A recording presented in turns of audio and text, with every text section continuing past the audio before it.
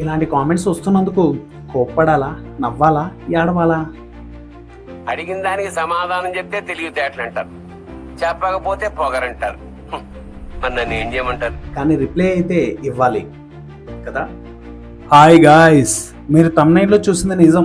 పూల చుక్క బ్రదరే నా ఇన్స్పిరేషన్. ఒక్కసారి స్క్రీన్ పైన ఈ కామెంట్ చూడండి. ఈ దుంపలు మీరెక్కడ తయారయ్యారా బాబు? ఎవరో ఈ బ్రదర్ అశోక్ కిటిమి అంట. గుడ్ గా కామెంట్ చేయలేదు, అలాగని నెగిటివ్ కూడా కామెంట్ చేయలేదు. మరో పూల చుక్క వచ్చాడు రోయ్ అనేసి కామెంట్ చేశాడు. అవును నిజమే, నేను మరో పూల చుక్క అనుకోండి. ఎందుకలా అంటున్నానంటే నా ఇన్స్పిరేషన్ పూల చుక్క బ్రదరే.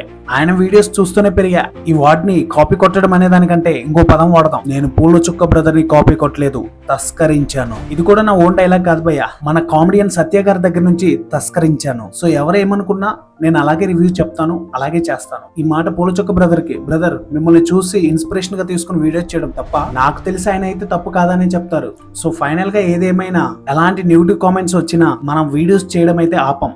అది jiggle Raja point of view. ఏదేమైనా ఛానల్ని సబ్స్క్రైబ్ చేసుకోవచ్చు కదా.